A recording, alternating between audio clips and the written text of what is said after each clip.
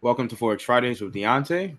Shout out to everybody that's here. And if you can't make it, of course, this is going to be recorded. It's going to be placed onto YouTube. So let's get right to it. Hopefully, you guys had a successful trading week. I know this week was NFP week. Can be very difficult for traders. Some topics we're going to touch on. It's going to be a weekly range review.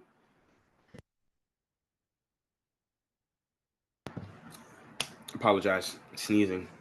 It's going to be our weekly range review. We're going to be talking about the full Forex trading day. So, we're going to talk about all the kill zones and everything in between. We're going to talk about my pair filtering process and how I like to select pairs for a new month.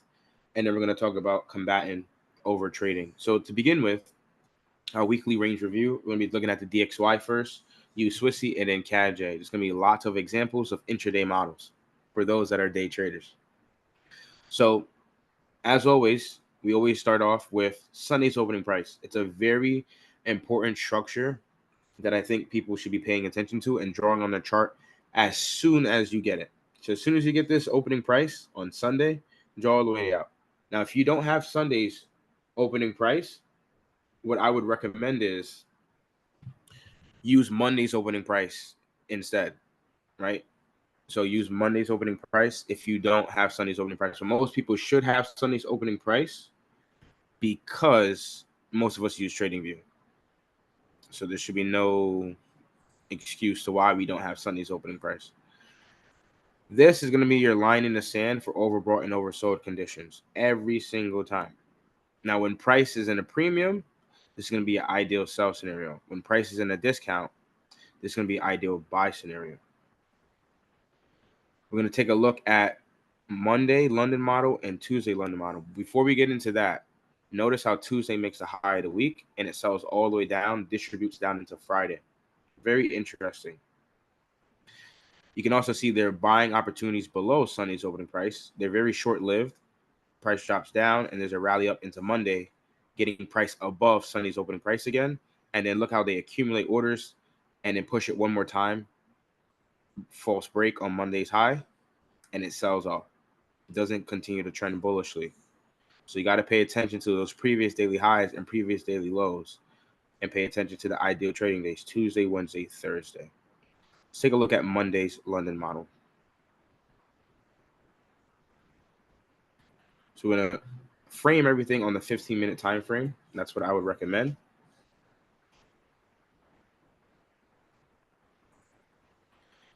And we're going to have midnight to 2 a.m.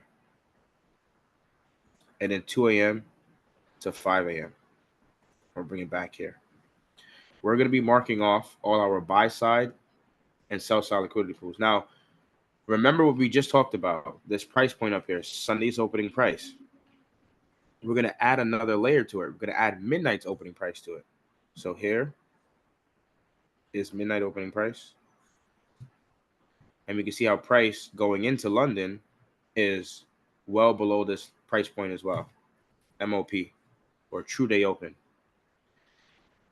12 a.m. New York Eastern Standard Time. We're going to be looking for a buy side and sell side within this small window of time to frame an idea of what London could potentially give us. So now the fact that we're below SOP and midnight opening price, and on top of that, we got the kill zone's opening price. So you got London's opening price, which is 2 a.m. So we're not confused, 12 a.m.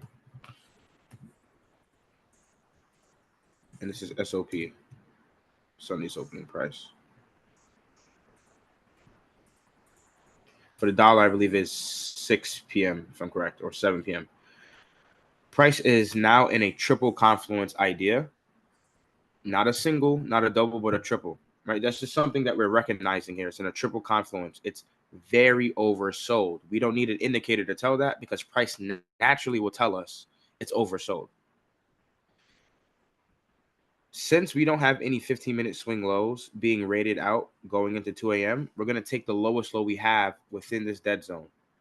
And this is what I would call the Asian lunch.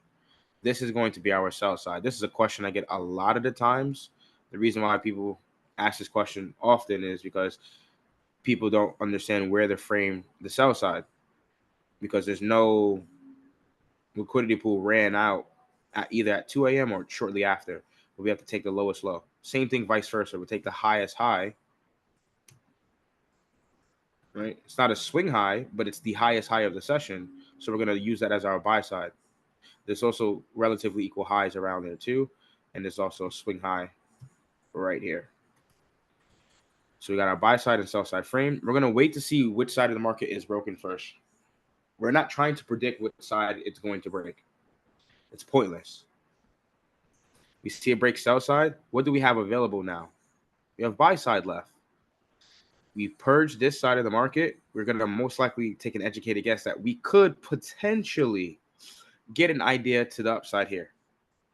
And we're oversold. We're oversold for the weekly. We're oversold for the day. And we're oversold for the kill zone. Triple confluence there. At this point, we should be stalking a setup on the 1 minute time frame. So I'm looking for a fair value gap that runs through a swing high. Let's play it forward. And as you can see here, there goes a swing high formation. There's a lower high on the left and a lower high on the right. That's all a swing high is. It only takes 3 bars. Since we're on the 1 minute time frame, and it's only going to take 3 minutes for a swing high to form. Not 6 minutes, not 10 minutes. It's only a 3 bar formation. You can see how there's a fair value gap, even a volume imbalance too.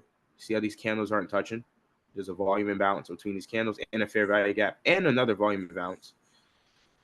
You can honestly consider maybe the whole thing the inefficiency or the fair value gap. But for the sake of the video, we'll keep it just like that. This is where we would look to go long right here. And we'll place our stop loss below any swing low or have a set risk management of 10 pips, 15 pips, 20 pips. It is the DXY. I don't trade the DXY, so we're not even going to label or put up a risk to reward setup here. But I want you to pay attention to what happens here. Price hits it. We play it forward.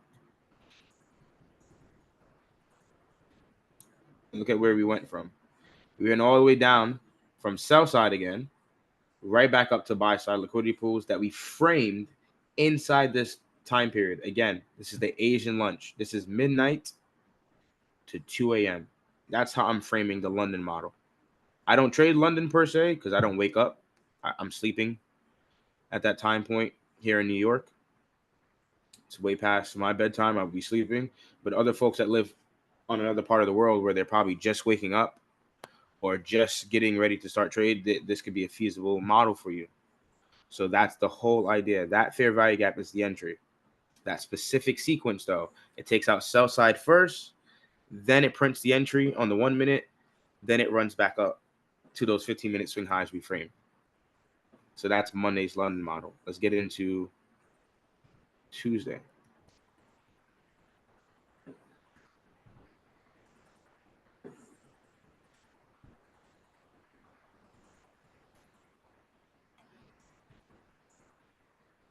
Let's play it forward. Stop. Get rid of this. Get rid of that. Keep it clean. We can even get rid of these two. So now we're looking at Tuesday. We still got Sunday's opening price for those that are now joining us. SOP stands for Sunday's opening price. If you're still unfamiliar with it, I'll keep preaching it to the day I go. That is Sunday's opening price. Very important price point that everybody should be marking off on their chart. Very crucial. All right, let's get into Tuesday. Tuesday's all the way over here.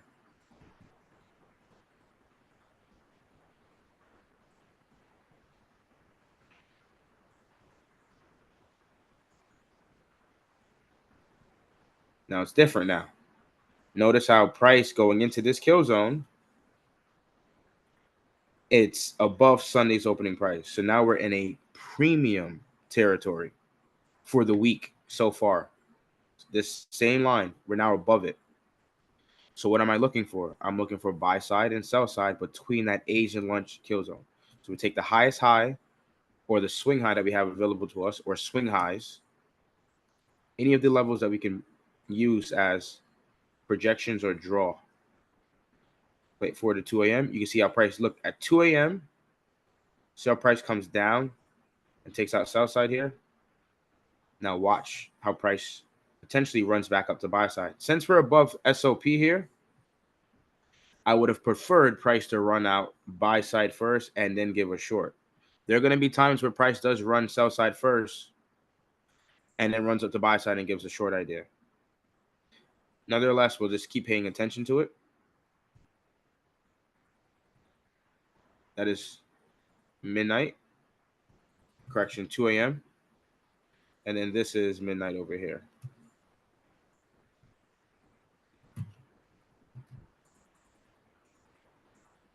Yeah. I wonder why you went down there. There you go.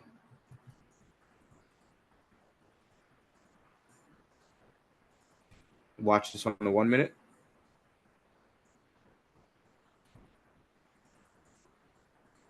Let's see if there was any entry that we normally like to take that occurred here, going up to that buy side.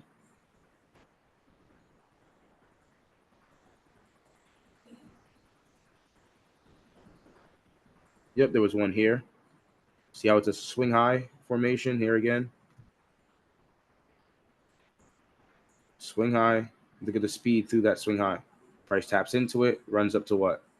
Buy side liquidity pool. But since we were more likely looking for the short opportunity, right? This is why you got to be a little flexible.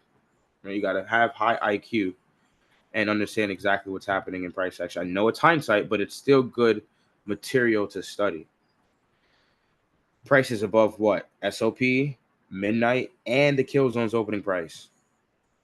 Let's play it forward.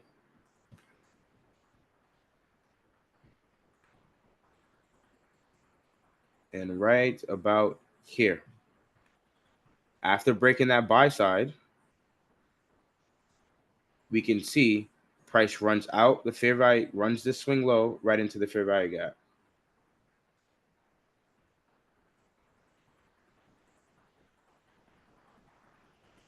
Right, wait for price to tap into it, taps into it.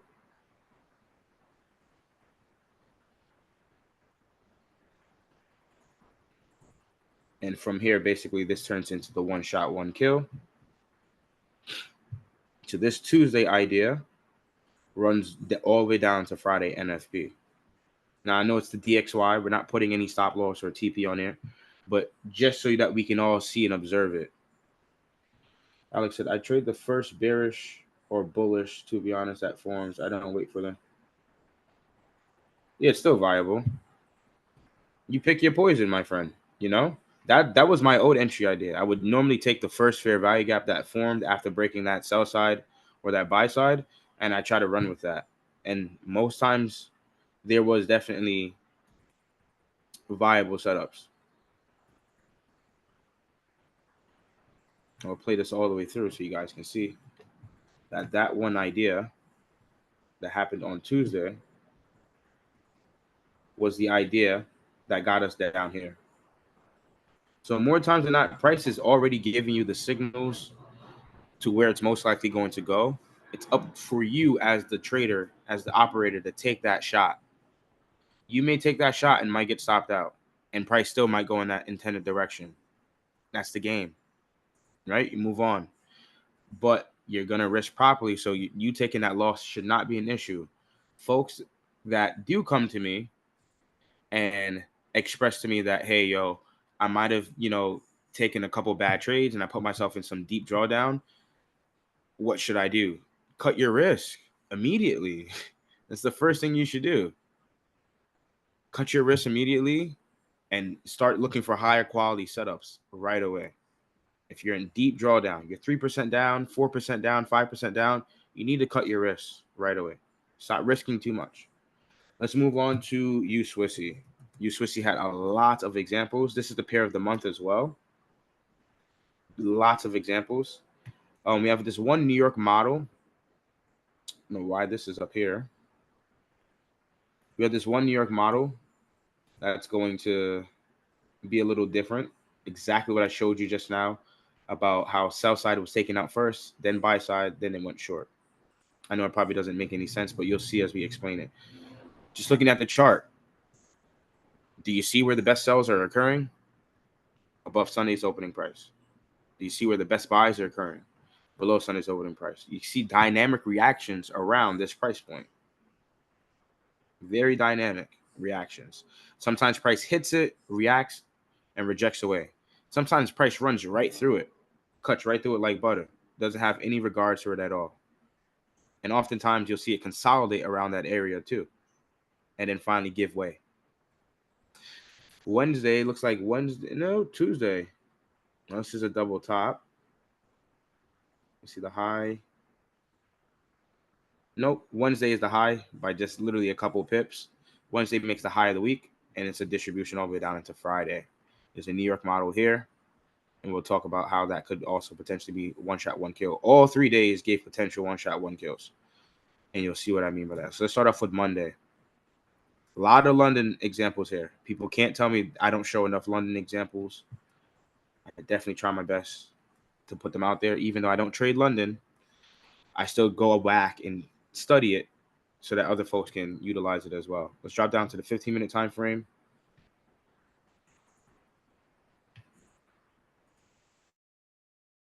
So play it forward. We're looking for buy side and sell side between midnight and 2 a.m. Asian lunch. This is the swing high. So that's what? Buy side. Simple. What's this? Buy side liquidity pool. Do we have any sell side liquidity pools being ran out as we're going down to sell side? We do not. So we're going to take this candle as our sell side liquidity pool. I get that question often. Which liquidity pool should I be taking, Deontay? Take the candle at 2 a.m. and use that low, or vice versa, use that high in that scenario. Pay attention to where we are amongst Sunday's opening price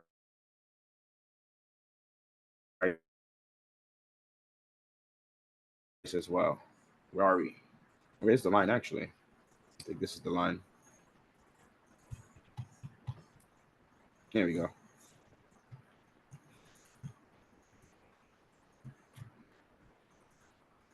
That should be correct now.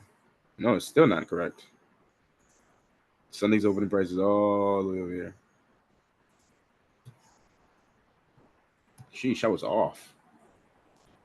How was I that off? Still shouldn't change anything though.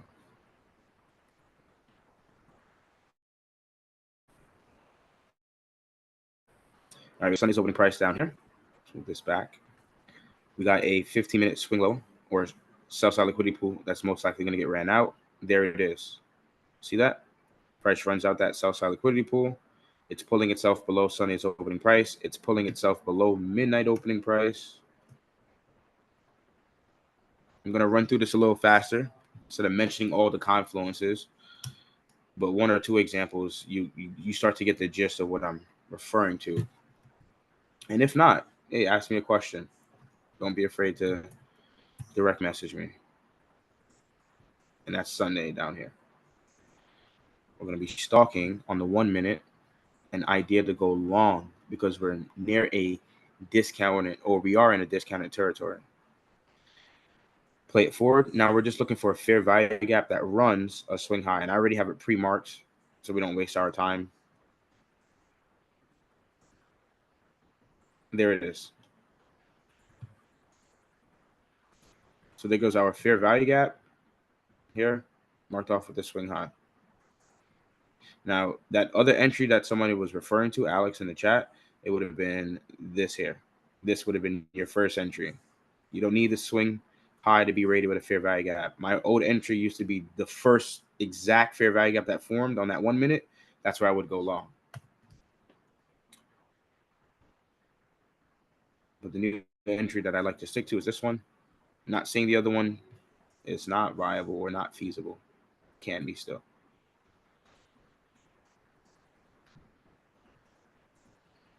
Right up to buy side. Right there.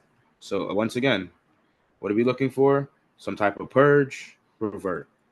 It's always forming in some type of turtle soup setting or some type of false breakout setting.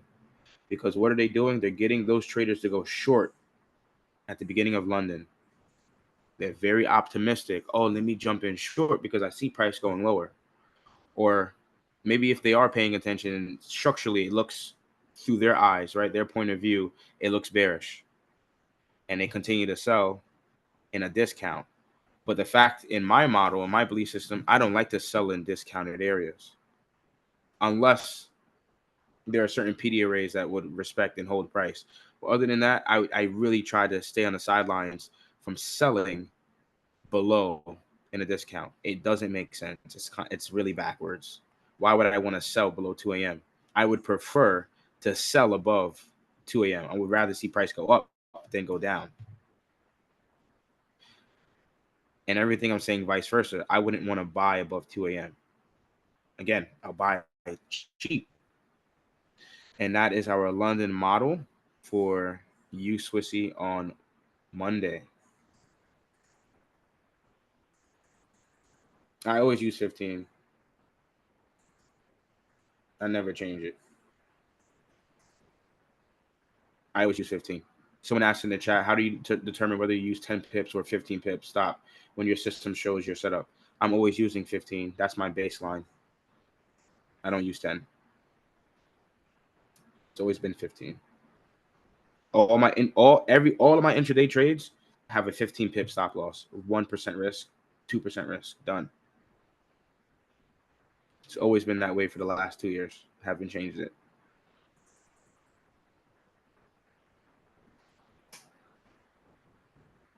Now one idea. Look at that one idea that we got. Now it's not a triple confluence. The entry is not happening below Sunday's opening price, but the entry is at least happening below 2. We can see that here. They're in London. It's happening below the kill zone's opening price, and if the true day open, discount long. That was a great buy on a Monday. So for traders that trade Mondays, it's possible to trade a Monday. I'm showing you an example here. I'm not saying every Monday is going to produce you a setup. People are over here trying to force setups. Oh, it has to happen on this day. It doesn't have to. The market owes you nothing.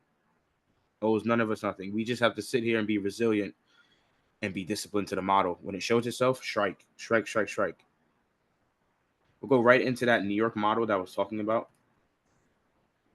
here. So let's clear this off the chart. See you later. We're going to be going from 5 a.m. to 7 a.m.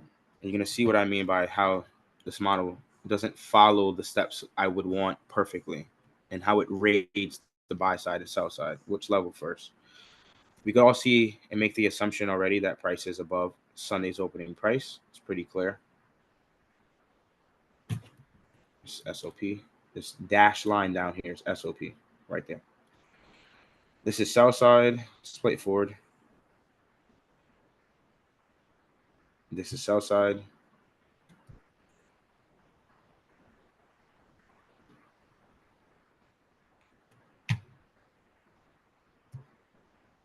And that's our buy side liquidity pool.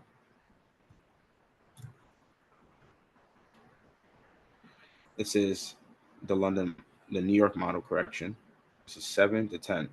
This is 5 a.m. to 7 a.m. Just to be clear again, this is 5 a.m. New York Eastern Standard Time, 5 a.m. in the morning when the sun is just coming up. And then 7 a.m. when people are probably getting ready to leave to go to their 9-to-5 jobs. At least here in New York, in the States. The opening price, 7 a.m. Where's midnight again? Midnight's all the way up there.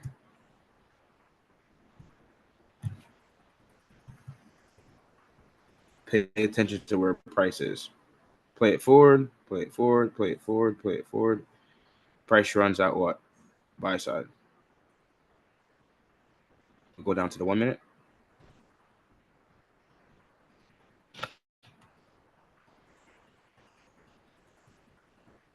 We're in a triple confluence idea. We didn't run out sell side. Oh, it actually didn't run out sell side. Cool. So it ran out buy side. Play it forward. Stop. Ooh, that was perfect on the dime. Look at that. 1, 2, 3. There goes that same sequence in price, whatever this coded thing is, right? Because if it's an algorithm and it's coded, it's coding in this sequence or this PD array structure that we're seeing. Swing low, ran with this speed. That's the indication for me to be like, okay, that's where I want to shoot my target.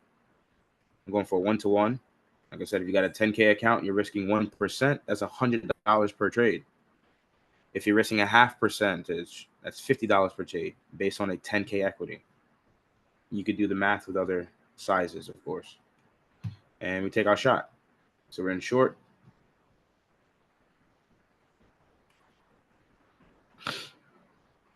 And boom, right into the news too. Right into that 10 a.m. news. The paid chat definitely saw this. We saw this live together. This was a great setup. It's absolutely phenomenal. This trade setup went all the way up and then slowed down right into the news. Right, just when you thought, oh, New York session was over, I'm gonna probably leave my trade. The news pushed it right down to your TP real quick, and it smacked sell side again. It smacked the framework that we were taking from here. That framework is very crucial to draw in price. Intraday, I'm telling you, most of it comes from these little pockets of liquidity pool, these little short hours in between the kill zones. It's where price is going to react around, especially when the news event occurs. That's our New York model. Again, triple confluence. It's above SOP, the weekly opening price. It's above midnight, 12 a.m. over here. And it's above 7 a.m. That's a triple confluence sell idea. If you want to take a double confluence idea, you can. If you want to take a single confluence idea, you can as well. It's all up to you as a trader. What would I recommend? The more confluences, the better. But less is more. You want to keep this simple. Do not confuse yourself and stick to one program over and over and over again. We come here every Friday and show these setups. It's not magic at all.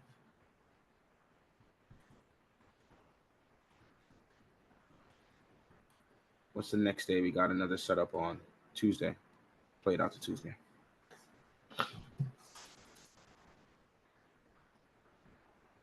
Stop.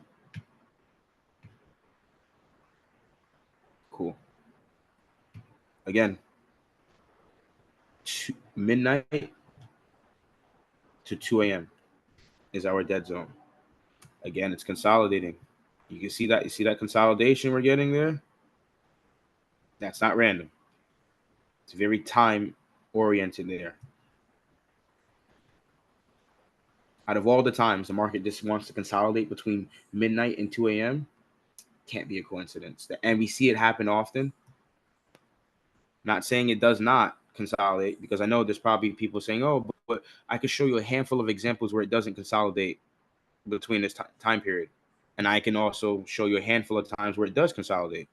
The fact that it consolidates in the first place is the main reason why I say don't trade there. You're putting yourself in an environment where you're just wasting your time. Trade the live session. That's why I'm calling this the dead zone. It's dead. It's dead. It's not. This is nothing. There's a fish out of water. This is the fish underneath water now. The live zone. It's gonna swim around. It's gonna move. That's what we need to be doing and paying attention intraday.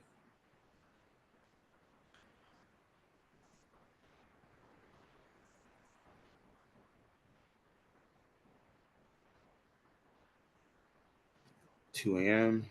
Same way I could go back and find these examples. It's the same way you can go back and find the examples and then start forward testing it. That's the whole point of you getting confidence in this. That's correct. 2 a.m. Let's get midnight opening price as well. There we go. Midnight, 12 a.m. And we got Sunday down here. The OG. I didn't mean to move that, but it's okay. It's way down there. So just understand we're well above the weekly opening price. So we're definitely within either a double or triple confluence idea. Let's play it forward. See what side of the liquidity pool it breaks first. Breaks buy side first. Whoa. Isn't that strange? No, not at all. Because we can see we're overbought inside this kill zone. And we're also above the Asian session high. Another thing, think about it. I keep playing it forward. This price runs up. And that whole time, we don't get our entry idea. And this is why sometimes I leave that idea, that old entry idea of taking the first fair value gap that forms. There are times where it pulls me into some drawdown that I don't want to have. And you can see the first fair value gap technically after that break is here. It's not a large fair value gap, but you can see technically that's the first fair value gap. Some might even say this one is the fair value gap because it's larger, whatever. But you'll see that entry sometimes will lead you into some drawdown. And I didn't really like that. That's why I changed it up. I went to this model here. There you go. We got a volume imbalance, two volume imbalances, and a fair value gap. Price runs right through that swing low. That's why I'm looking to go short.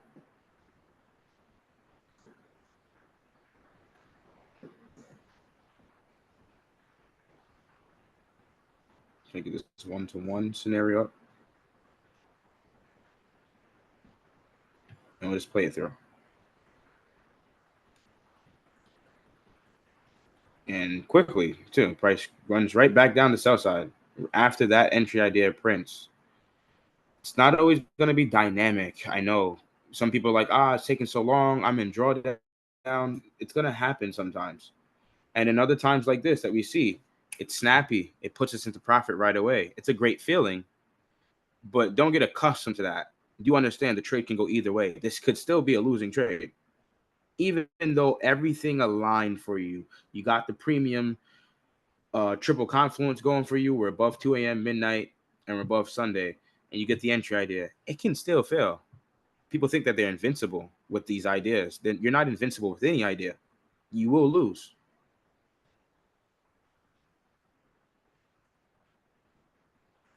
And this one honestly stays open for a long time. This goes into pretty much New York. It goes into Wednesday. This trade idea was consolidating for a long time. Didn't move. Did not move much. And I'll save you guys the trouble. And we're gonna push it forward even faster. Let's go even faster than that. And stop. Okay, we're back on the 15-minute time frame. So keep in mind we're still in a London short idea. Right here. Stop loss is up here. So we were in some drawdown. But keep in mind, we did get 10 pips at least, more than 10 pips. Could take something off the table there. But this trade idea is still pending or still open because we still haven't hit the stop loss. Let's say we didn't close that trade, stop loss still not hit. So keep that in mind. Tuesday still a pending London short. Let's go into Wednesdays. Looks like I have a London set up here, but we'll check it out real quick briefly. I don't think there is one there, but we'll double check.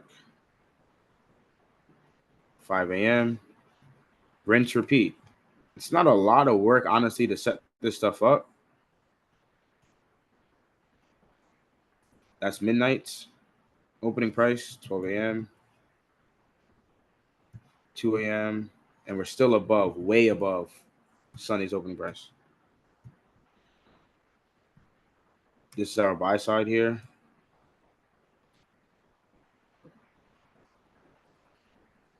Is this a swing low?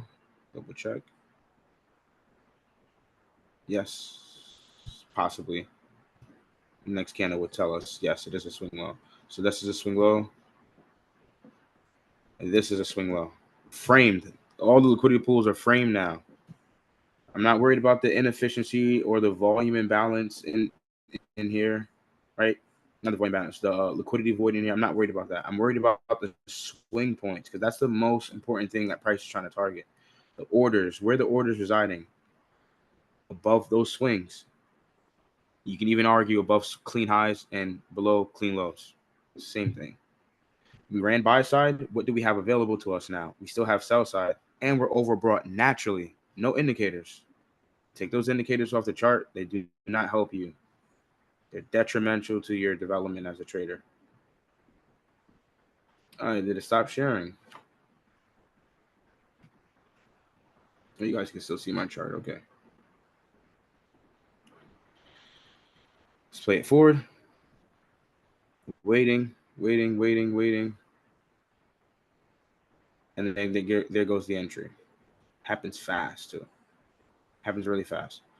We go short here. Now, generally, I don't like to see the entry form and it hit the draws on liquidity that we're looking for.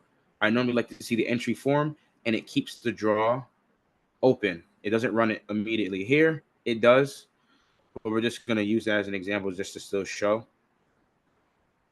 Price tape trades right up into it. That's where we go short. You can see how it's a quality sell idea because we're selling in a premium. Hopefully that makes sense. You definitely got more than 10 pips. You can take something off. Take 80% off the trade. If you want to move your stop loss to break even, you can. Don't wait for me to tell you that. If you want to move your stop loss to break even, you can. But I have noticed most times than not, when looking for these quality ideas, you will be bound to eventually find a one-shot, one kill. And we show it every single week. Most of these ideas that you find or that we're showing in the chart tend to go on for the next trading day and maybe going into the next week as well, right? It's more than just a one-shot, one kill weekly trade.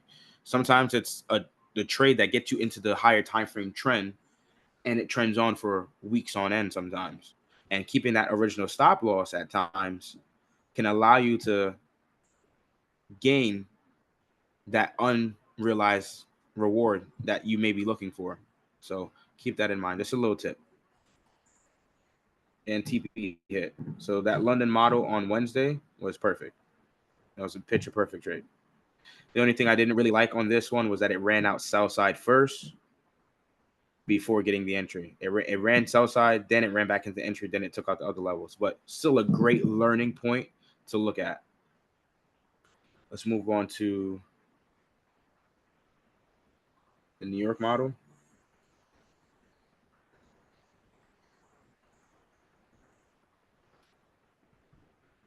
And beware of those traders. I want you guys to notice now. Beware of the traders that are always trying to look to teach you some fancy new model, the next biggest thing, bro. Because everything that shines is not gold, bro. It's not gold. Everybody is quick to be like, "Oh, did you know about this new discovery?" And no, I didn't know. I don't know nothing about that stuff. I know about consistency. Everybody don't want to learn a model. At least stick to the model for at least 6 months before giving up on the model. Do it for at least 30 days. Do it for an entire month. See where it gets you. You got to have that commitment. All right. Sell side. Again.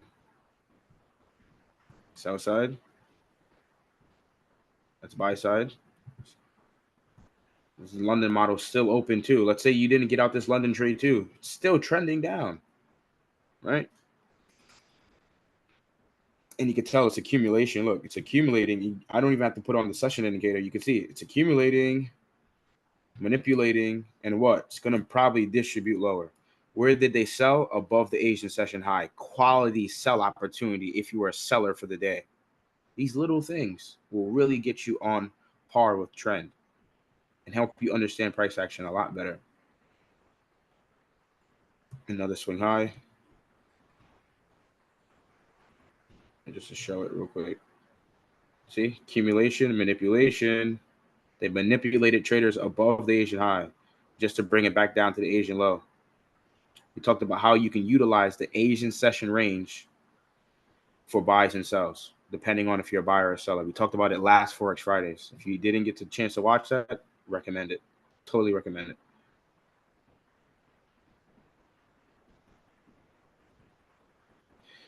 So we're below 12 a.m. We're still above Sunday's opening price. It's way below where price is now.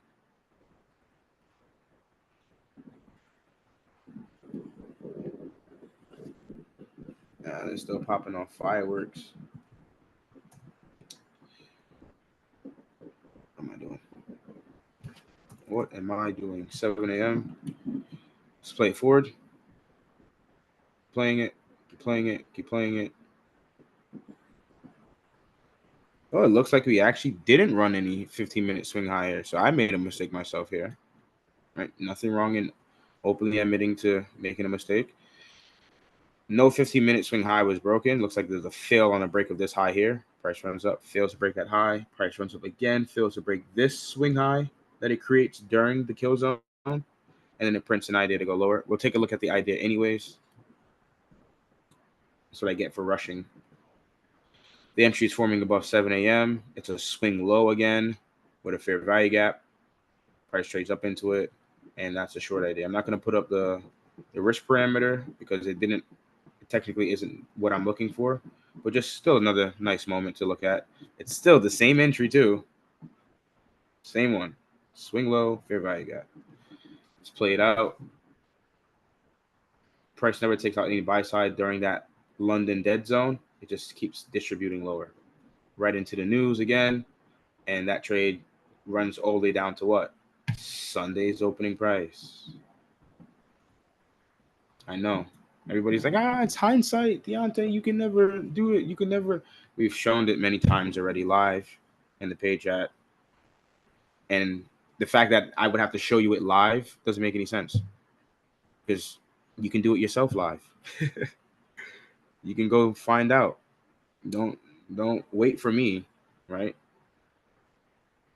But that Tuesday London model sell still continued into Wednesday, and it also gave a London model sell, and it sold off too. Very powerful ideas. This would have been, false break. No, sorry, a failure of a break. So you got mitigation there. But all in all, you got that accumulation, manipulation, and New York was not waiting for nobody. Distribute right into that news. PMI. Boom.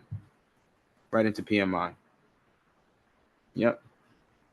That was nice. That was a nice one. Thursday London model. Okay, we got one more. We got Thursday London model.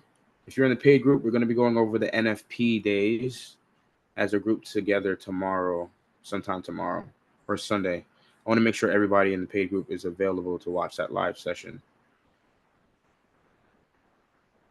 Okay.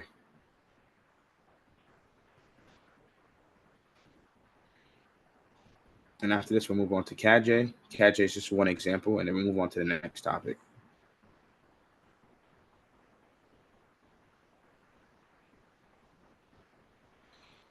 Yeah, that's a great question. I just looked at the chat again.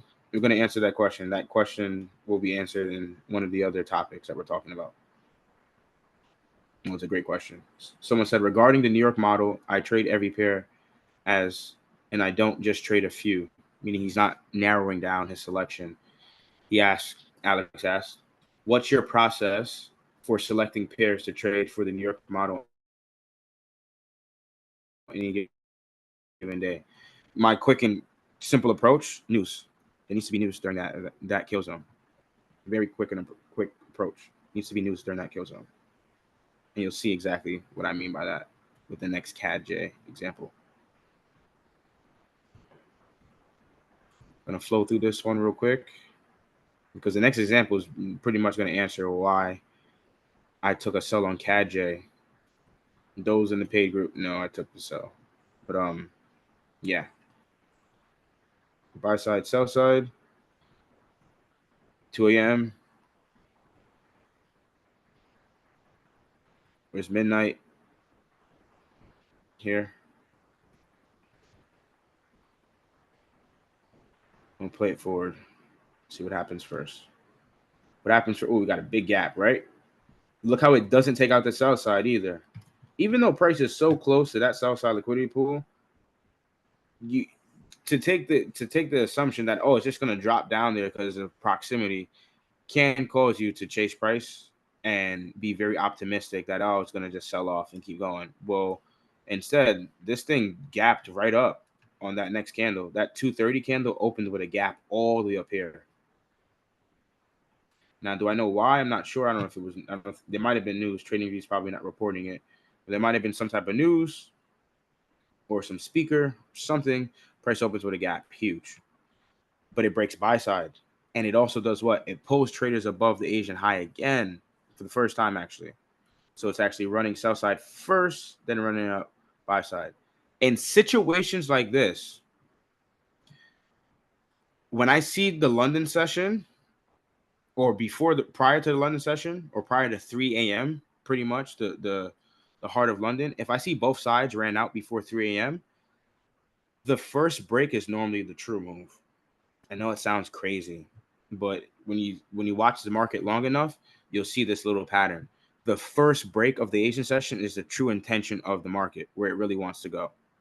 If both sides are liquidated before 3 a.m., go back to see what side was broken first. That first side is normally where the market's going to go towards. Let's go down to the 1 minute time frame. Look for our entry idea. We're going to look to go short because we're above 2 a.m. We're well above 2 a.m. right here.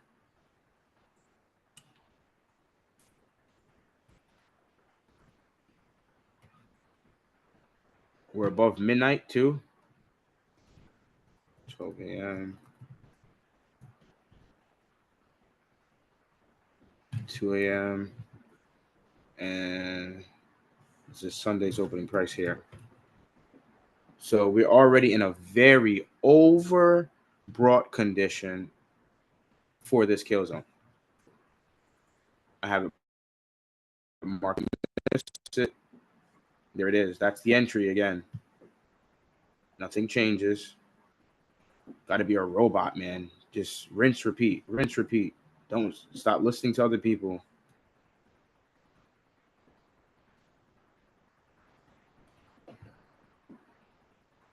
Cha-ching, cash that in. Move on to the next trade. That's your London model. Even though it's going into New York session, there's still sell side here. The algorithm did not forget about this level here. Again, look at how that dead zone was just consolidating and then it tore off here. I would take the assumption that this selling down got traders to really be like, oh, going into London, maybe I should be going short too. Right? Some traders are saying, oh, they're already shorting heavily. As soon as London opens, I need to rush in and go short too. Don't chase, don't chase, don't chase, don't chase. You'll get lucky a couple of times, but soon you'll get burned. You'll get burned. Because you're going to think you could do that every single time. It's not realistic. And that London idea also could, on Thursday, another one shot, one kill idea. There's so many. Could have took your shot here on Tuesday. You could have took your shot here on Wednesday. You could have took your shot here on Thursday. All of them were London, actually, too. Isn't that interesting? London was the high of the day for each one of those days. Or close to the high of the day. Yeah, let's move on to CAJ. And we're only looking at Wednesday, London, and New York model. So, yes, we have our infamous Sunday's opening price here. Ideal sells, ideal buys. Let's get that correct. Ideal buys. Let's bring it back to London. Another pair. This time it's a yen cross. So you can't say, oh, it's just happening on just these pairs. It's not. It's happening to every single one. But it's the fact that you may not be looking at the one that's producing the entry. Because every day, at least one. I could only take the educated guess that at least one out of all the pairs is going to give you the ideas that I'm showing you here. It's just up to you to actually be the one looking at it and taking that trade. But you can optimize it and select better days to trade. We ran out buy side. We're already above Sunday's opening price. We're well above midnight here.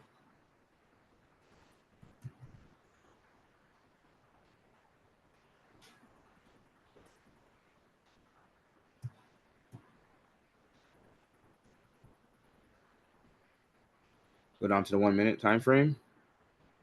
Let's peep it out. Let's check it out. Let's check it out. I did not mark off the entry, so bear with me if I miss it, if I'm blind to it. Nope. Nope.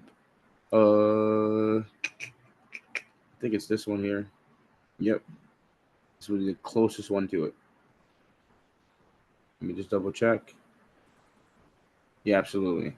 Now, notice how this fair value gap partially itself is on the line of 2 a.m. This is something I would be flexible about. I would let this slide as an entry, because now what I would do is I'm only really looking for the short above 2 a.m. So as price gets back to 2 a.m., technically my fair value gap would more likely want to be something like that. Since it's really like this, but my mind is looking at it like this instead. This is how I'm looking at it.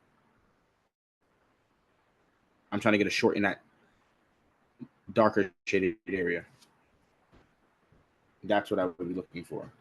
And it would be a short literally at 2 a.m. or pip above 2 a.m. Look for that one-to-one.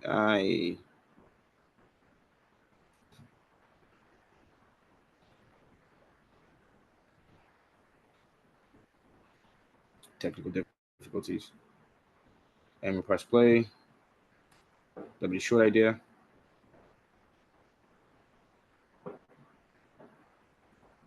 Sheesh. Drawdown for sure. That would make any trader nervous, you know. But if you're risking well, you should be fine.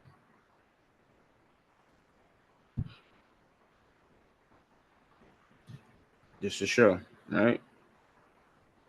Now we're going into New York. I'll save you the trouble. It ran buy side. But look how this model gets stopped out, though. See that? Just because everything may be in your odds or your favor doesn't mean you're going to always get a rewarding setup. But I know traders are complex. People want to keep adding layers on top of this. But what about this, Deontay? What about this? Yes, we can consider thousands of other conditions and other variables. We can. But how many variables will you need to keep stacking for you to actually say, okay, I'm going to take this trade, or I'm not going to take this trade? Does it take 5 variables? Does it take 20? Does it take 100 variables? Now, that's something you would have to arrive to on yourself solely. But for me, it doesn't take too many variables for me to take the shot. I'm taking that shot. 7 a.m. here. We're above 7 a.m.'s opening price. Like I said, just to let you know, we ran buy side for sure. There's some 15-minute swing high that was ran out over here. And price is above midnight, 7 a.m. and Sundays. There goes the entry right there. Looking to go short. There's CAD news right there at 8:30. And then it's still that 10 a.m. news. It should be showing it. There's 10 a.m. news for the U.S. Huge drawdown. The news comes out. The news didn't really move. When the news event dropped at 8:30, it really didn't do much. Really didn't do much. It was very anticlimactic. Wasn't the cherry on top or the volume I was looking for. But then 10 a.m. comes around. USD news really pushes this thing down. TP hit. So that was a nice trade for a New York model there. And this ends up becoming, just going to 5 minutes. That ends up becoming that New York model. No, it would have got stopped out. Yeah. It was close to what we would have thought would have been the one shot, one kill. And ends up stopping us out if we didn't move our stop loss or pay the trader. But again, look at how it gets back down to that dead zone, back from midnight to 2 a.m., the Asian lunch. Look how price gets that to that level. Can't be a coincidence. Hopefully that was a great way to show you how to utilize the models. London, New York, and whatever pair you're looking at. Now we're going to move on to a full Forex trading day. So we don't need any of this stuff. We can honestly just scratch this. I want to look at a major, probably look at UCAD, something more dynamic. Clear the chart. We don't need no news events anymore. So a full trading day A Forex trading day consists of all of these that you're going to see in the chart. You're going to see everything is colored in. There's not one part of this chart that's not colored in. This is a full trading Forex day labeled out for you. All the way through. The gray boxes are your dead zones. I want you to take a look and see how those are forming. All those gray areas that we're just viewing here on the 15-minute time frame, notice how most of those times it's consolidation. Coincidence? I think not. Yes, there are moments in time where the market does trend in some of these time periods, the gray zones. But oftentimes we see how the market starts to accumulate in those gray zones. Another thing, the Asian session is marked off in green. You can see there are many times where the Asian session is range bound and is also consolidating, leaving that New York lunch session too. That's one of the characteristics to the Asian session. Though I trade the Asian session primarily because of time reason, right? That's my most available time to trade during the day outside of trading. It can consolidate on you, but we're going to try and take a portion out of that consolidation because everything's fractal. There's still some type of accumulation, manipulation, distribution that will be occurring in these kill zones. It may not be as clean as you may want it to be. It may not be as obvious, but it does occur. The London session is often known as the manipulation phase or the phase where price is going to get traders on the wrong side. Now, on bullish days, it tends to be the low of the day. On bearish days, it tends to be the high of the day. That doesn't mean New York cannot perceive that as the high or low of the day, because there's times where the New York, London post is the high, but New York tends to come up and take out the London high and make the high of the day and sell off, or vice versa. London makes the low of the day, but New York happens to sell a little lower than London and make the low of the day and rally up. Now, the New York session, we often refer to that as the distribution phase as well, or the continuation phase, right? The retracement, then continuation higher. But there are times where you can get a New York reversal. Now, we're really talking about characteristics of these kill zones because it's important to know these things because it can only help you in your trading arsenal, in your trading career. Oftentimes, you'll see a New York reversal. Look at this New York reversal. Very whiplashy, right? It looks like it's going to continue to go up, right? There's some type of accumulation. There's little to no strong manipulation, and price just trends up. And then all of a sudden, it looks like the trend just completely changes during the New York session. Fast, too. Could have been news here, too. Now, the gray zones, specifically, we're going to talk about Asian lunch and London lunch. Now, let's start off with Asian lunch first. Now, Asian lunch, I really do see this consolidate heavily. I don't really see a lot of time periods where this does trend a lot. Oftentimes, this small window of time, price is consolidating and just stalling, waiting for London. Same thing can be said about the London lunch. Right after the London session, we have the London lunch.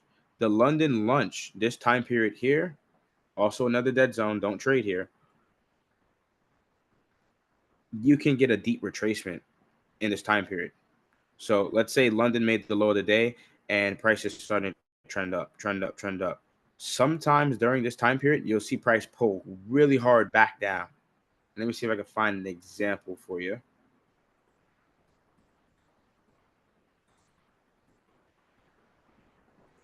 On a strong bullish day, this thing's been consolidating bad. Okay, here. See this? So we got this little accumulation, we got this manipulation, and then it looks like the manipulation phase is starting to start leaning towards what the expansion, right? Start getting into that distribution phase slowly. But then look at what happens here at 5 a.m. Price turns around real quick. And then look, New York takes out the high of the day again that we just talked about. New York takes out the high of the day and then sells off and then gets back down to that Asian low.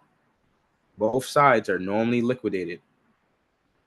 And if it's not liquidated within that day, maybe the next couple days or maybe the following week, the other side is going to be liquidated.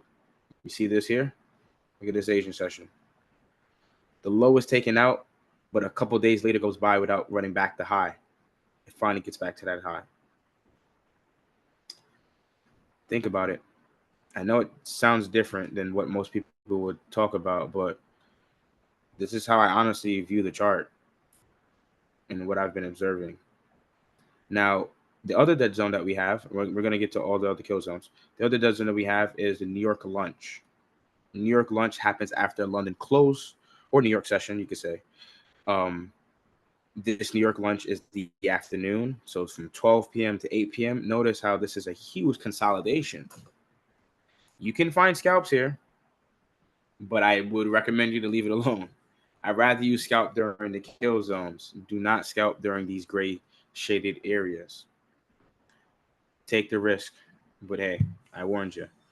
This time period here, price will stall out, and that's when we would use this time period to help us find an Asian session trade. Now, this yellow box here is the London close. I don't trade the London close. I hardly even look at it. Like after 10 a.m., I pretty much stop looking at the chart. New York is done. I'm not looking at this chart again until 8 o'clock. Like all this is time back to me, back to my family, back to my friends. Let me go do something with my life. I don't have to sit here and waste my time looking at this chart. But if you are someone that is available to trade this, you want to trade this, its often characteristics is a reversal. So a reversal phase to what intraday did. So you see how London and New York is showing ideas of going down. London close tends to be a reversal to that, or a reversal to New York per se. You see that very often. You can see here, look, New York is down. Look how London close gives a small turnaround. Look how New York is up. 10 a.m. literally comes out and it gives a small pull down. So you'll see some type of reversal or some type of retracement phase or pullback occurring during these yellow time periods. And that's 10 a.m. to 12 p.m. All these times are New York Eastern Standard Time. So that's a full Forex trading day. So now you know. Don't act like you don't know, because you know now. Everything is highlighted. Normally, you guys would see my chart and it would probably look more like this, right? But now when you start to fill in those ideas that are missing, you start to see, okay, this stuff is really categorical. It's categorized to have certain characteristics during certain times. The algorithm is programmed at this time period to do this, whatever that may be. So hopefully that was something that was eye-opening to a few folks, or that helped you understand a full Forex trading day. Those are common characteristics during the kill zone. Drink a sip of water. Now we're going to go into our pair filtering process. This is probably the most asked question. Deontay, how do you select a pair for a new month? You don't have a video talking about it. I don't have a video about it, but I have talked about this many times during these Zoom calls that we have. And we're going to get right to it.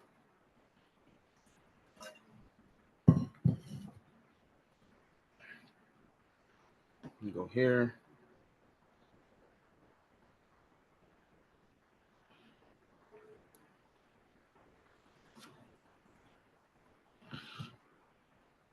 You guys should be seeing another tab, and you're going to see this filtering process that I have. So I just made a little quick spreadsheet just to keep it organized and clean for myself and for others that may want to learn how to use it. So just some key points here so we're not confused. When I'm talking about A and B, just think about it as the currency pair. So it's going to be whatever it's based in or quoted in. So this is UJ. So that means I'm talking about the interest rate for the Feds. And then I'm talking about the interest rate for the Bank of Japan. So please do not be confused about what I'm talking about here. Same thing here. Seasonality A would be the DXY. Seasonality B would be the yen, just to be clear. Now, when it comes to the filtering process, what I am ultimately looking for, let me see if I can pull this up.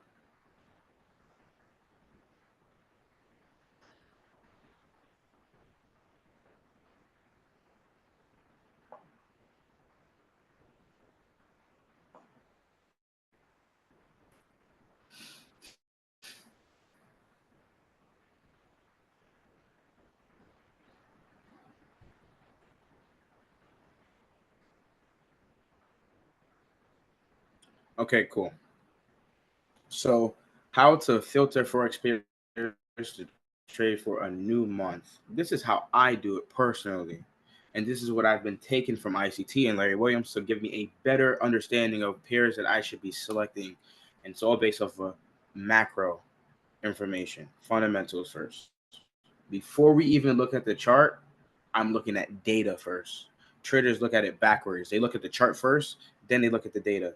We need to know what the data is talking about.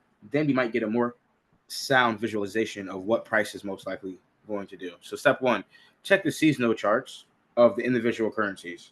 So like I said, UJ, we're going to be looking for the seasonality for the DXY and the yen separately. We need to ensure that the seasonal trends individually are following market code.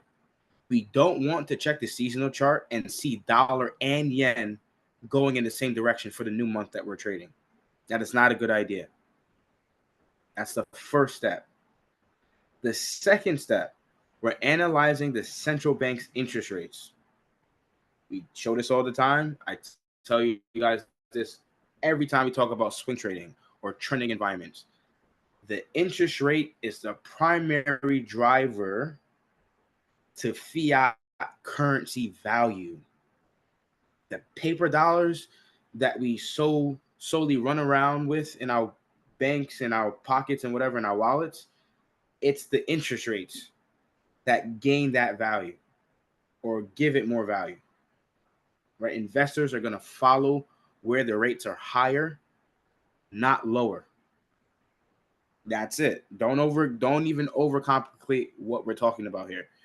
Follow the yield, follow the rates. If that central bank is increasing their rates and they're definitely a world reserve currency, I think people will flood back into it sooner or later. Yes, there's going to be pullbacks. Yes, there's going to be retracements. Yes, people are going to say stuff in headlines, yada, yada, yada. Oh, it's crashing. This currency pair is crashing. This is crashing. Some of the stuff is all fluff, right? Fear mongering. Outside of that, we're going to evaluate, right? The third step, we're going to evaluate last month's range cycle. This is something I'm pulling out of Larry Williams' book. You want to be trading a currency pair whose month is most likely finishing small, because going into the next month, you're more than likely going to catch a large range cycle via monthly chart. That is very powerful. That means this next monthly candle is going to be dynamic in nature. It's going to be fast. It's range expansion. You're more likely going to get more from it, more bang for buck, because you're leaving a month that was so tiny and small. And I'm talking about the body of the candle compared to the last 3 to 6 months. If it's smaller than any of those candles, it's a small range cycle. And then last but not least, we're using the IPTA back to ICT again. IPTA look back data range. From that start of the month, I'm counting back 20, 40, 60. I'm trying to see where we are with our open float and our buy side and liquidity pools that we have available based on that look back data pool. That's it. I'm looking for those key levels, highs and lows, each 20-day quadrant, 20, 40, 60. And then the next 20 days, we got to use that data to predict whether or not we could potentially catch a swing trade, because that's all I'm really using IPTA to try to frame some type of swing trade. And if we don't, we don't. We'll just stick to our intraday. But I'm always trying to catch at least one swing trade per month. That's it. I'm trying to catch the tail by the tiger. Tail by the tiger. I'm trying to catch the tiger by the tail. Oh, man. Might be dyslexic. That's my protocol. And if you go back to this here, share the tab. This is how I arrived to use Swissy. So UJ large, AJ large, GJ large, CAJ large, EJ large. Sorry, small. Everything else small, right? Even some of the majors.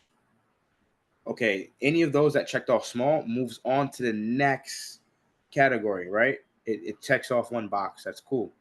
The ones that are large, I'm probably not going to want to really pay attention to them. They may continue to trend, and they still are going to produce setups. I'm not saying that currency pair is worthless. It's going to move. It's going to make its money on its own, right? It's going to move up and down, find its liquidity pools. But the ones that are small, I'm going to favor, because I'm going to probably go from small to large into the new month. So all these candles close small for June. So going into July, these would be the pairs that will more likely be dynamic. Then we look at the interest rate differential, the difference between the two central banks. And we can see the highest one that we had was NJ. But then when we look at the seasonal tendency, dollar and New Zealand dollar was bullish. I didn't like that. I wanted them both to be moving in market code. If dollar goes up, New Zealand dollar should be going down. If New Zealand dollar goes up, right, dollar should be going down. So the fact that the seasonal chart was telling me that they're both bullish for July, I didn't like that information. So I scratched the pair. Leave this out. I'm not even gonna touch that pair anymore. You're out of the process. We move on to UCAD. UCAD's interest rate differential is not large. It's only a 0.75 difference between these two banks, the Bank of Canada, the BOC, right, and the Feds. There's not a big difference. Yes, the seasonality is moving in code, but I didn't like that the interest rate differential was so small. So I keep moving on because I'm like, I could find something better. Then we get to use Swissy. It's a small range cycle. The rate there's a major difference between the rate. And the Swiss bank recently started cutting rates. They cut rates last month, just like the Bank of Canada too. The Bank of Canada, I think, was either at 5% at one point. Now they're down at 4.75. They were at 1.50. Now they're down to 1.25. So I was like, okay, we're changing our environment of interest rates globally, right? Economically, globally, things are going to change. And they have a difference of 4.25. So I was like, oh, wow, that's outstanding. And then seasonally, the dollar and Swissy was moving in different directions. So it's following market code seasonally. Dollar's bearish and Swissy is bullish. So I like that. So this really checked all three boxes off. Small range, great interest rate differential, and following seasonal code. That was check, check, check, check. Now there's others that did check off the boxes, but this one checked it off the most. So this is why I went with USwissy. And the same thing last month for UJ. UJ going into June, the previous month was small. And what happened this month, well, last month for June, it was large and dynamic. And it was a nice interest rate differential. And the seasonal tendencies was aligning too. It was bullish dollar and sideways yen. And I said that the sideways yen is going to be taken advantage of. And we saw that. Proof is in the pudding, proof is in the charts. And that's how I do my filtering process. Every single month. I've been doing this for the last 3 years, just like this. This is how I'm able to find those swing ideas. Now, those that have been following me for a while, you guys know, even through the filtering process, you're not free from running into a pair that is going to consolidate or be a headache for the month. Because we've seen that before. We've seen that we found a pair that checked off the most amount of boxes, and we found as much suitable as the other pairs, or not as suitable as the other pairs to trade the next month, and it still ended up being a difficult month to trade. We've seen that before. So this is still going to try to steer you in the right direction. Before we even touch price action, this is what we're looking at. We're not looking at no PD arrays. We're not looking at no order blocks. We're not looking at any of those things. We're looking at this first. We make our selection and move on. This is why I say favoriting certain pairs can be detrimental to you. You can't just trade the same pair every single month because they're not going to produce the same results for you month after month. The pairs are going to exhaust themselves. These might have exhausted themselves. This month that is currently trading, these pairs might not move so much as we want it to. But these might move so much this month, and we'll see. And that's why we're trading USwissy. That's it, right? So we're going to move on. If anybody has questions, please let me know. We're going to move on to our last topic for tonight. And our last topic is going to be combating over trading. I'm just going to share a screen of what we got going on here, just so we got a chart to look at while we talk about this. It's a difficult thing. People overtrade a lot, put themselves in a lot of drawdown that they shouldn't be in, and then, they regret it.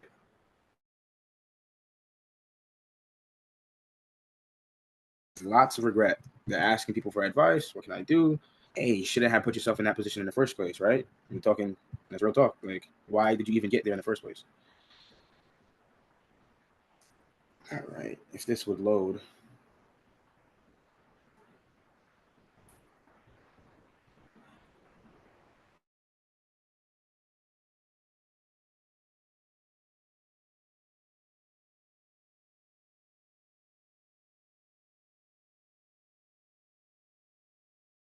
Of course, kicks me out.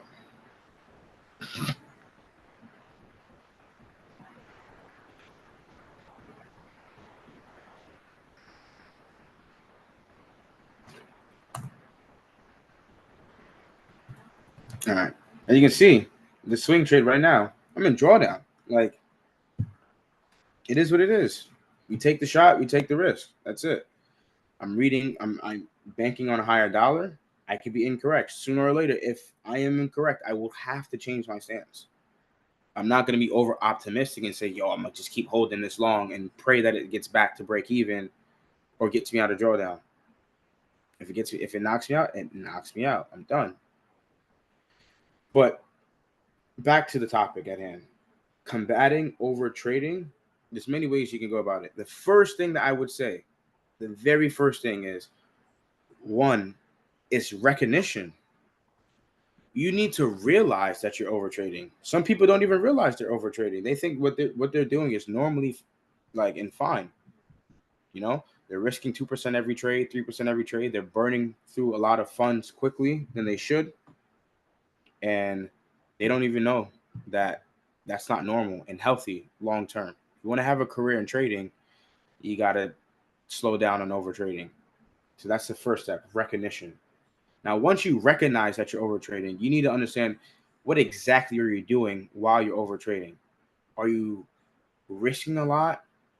Are you taking a lot of setups and kill zones that are just not dynamic? Are you trading on days that are not dynamic? Are you trading on, days where there's no news events? There's no injection of volatility into the market? And then you got to define your criteria as well. What's your model? I've been asked. I have this question for the last 3 years in the Telegram channel before we switched over to Discord. I always ask people all the time, yo, what's your model? Can you tell me step one? Can you tell me step two? Can you tell me all your steps to your entry and your risk? A lot of people can't tell you that. Right? Even if it's a simple one or a small or a very large model, there's a lot of confluences or confirmations a lot of traders need to have. At least tell me the steps, Can you teach your model to a child? Would a child be able to comprehend how you trade? If not, it might not be simple enough. Now, that's not to say that's a bad thing, but we like simplicity. Life is already a struggle in itself. Don't come into trading and make it even more difficult for yourself, because 80% of traders fail. It's a crazy thing. Like, why would you even want to trade and get into this career if 80% of people are failing? You're better off just keeping a 9-to-5 job, consistency. But hey, people do it anyways.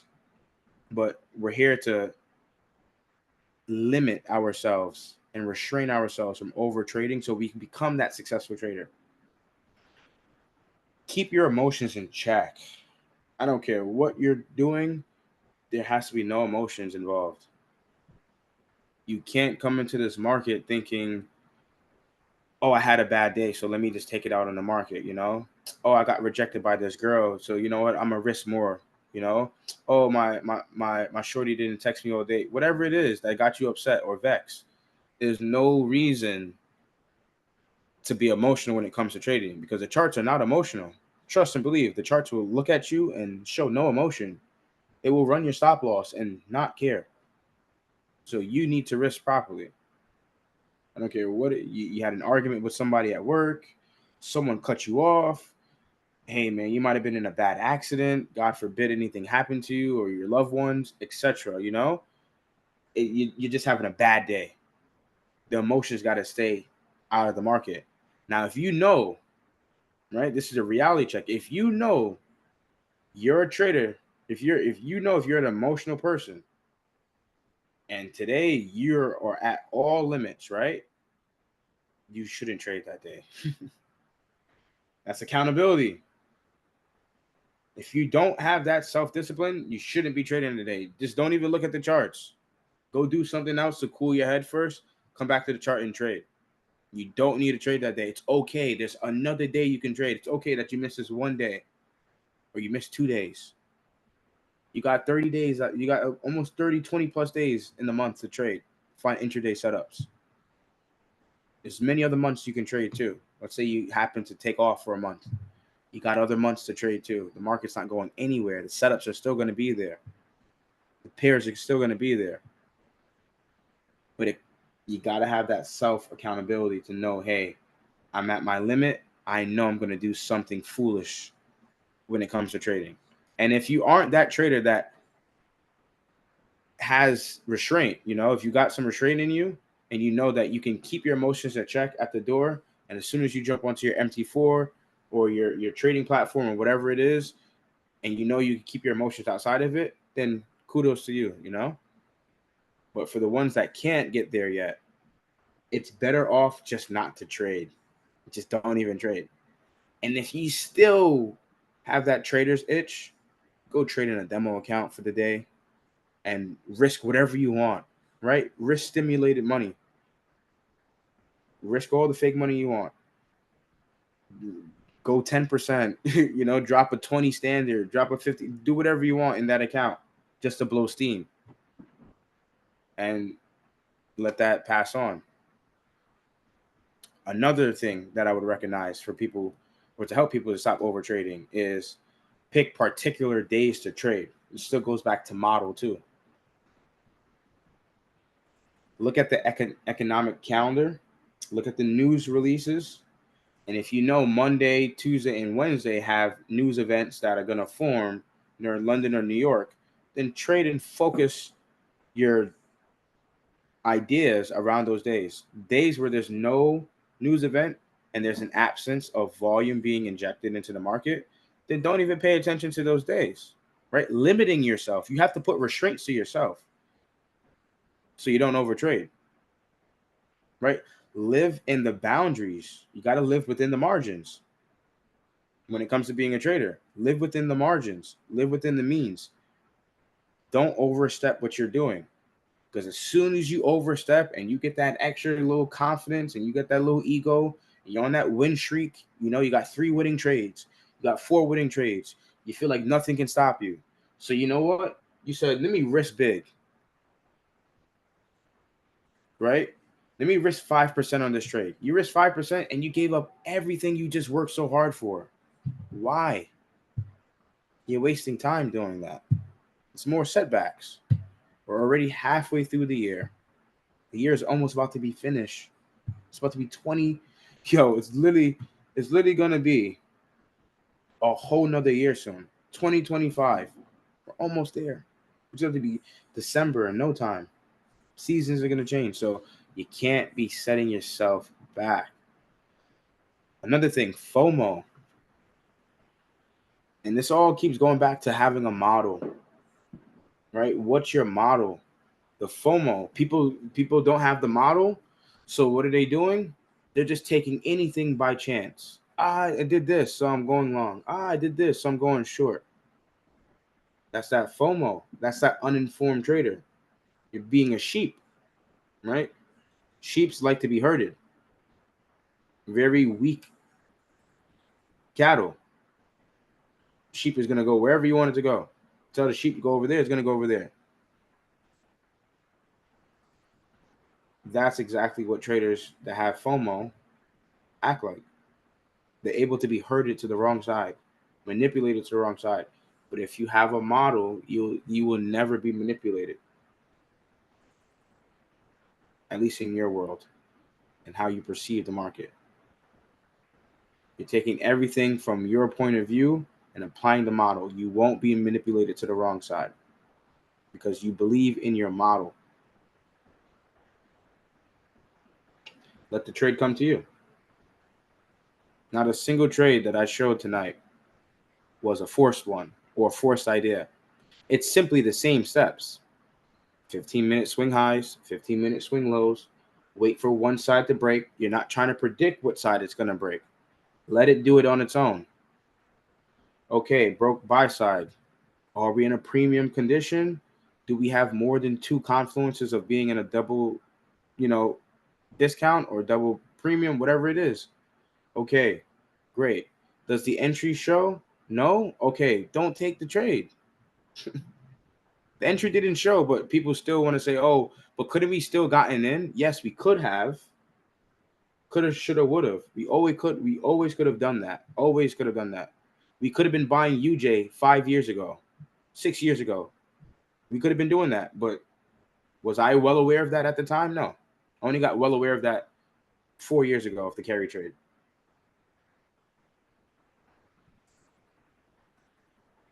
Allow the trade to come to you. Follow the steps. Figure out what you like and what you're comfortable with. I could drag this on, honestly, but that is how I like to trade. It's got to be law. What's your trading law? What's your trading constitution? I printed out, I typed up a trading contract to myself. I have yet to break it.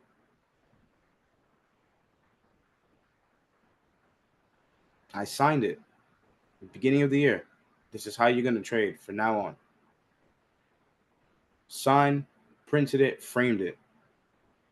And I live by that, and I'll die by that. I know it sounds corny and cliche, It sounds corny and very cliche, but that's how you got to, hey, be a man about it, bro. You a trader. You don't got no time to bullshit. Hey, YouTube. Don't do that to me, YouTube. Dang, I cussed. I'll probably edit that out. But yeah. Hopefully you guys found this insightful.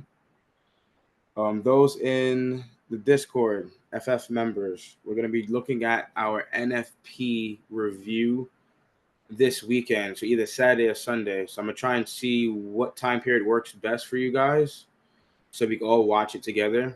And I'll record it and post it for those in that server.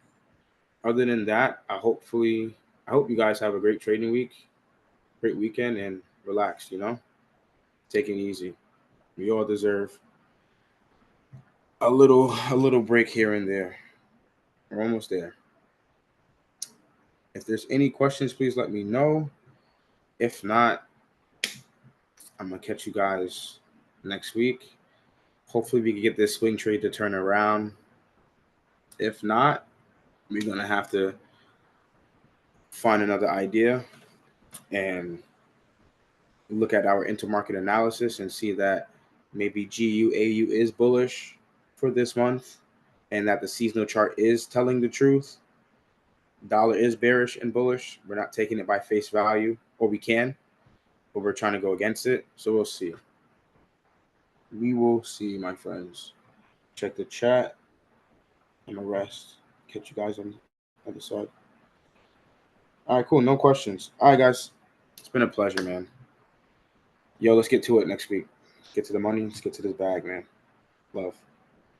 Peace.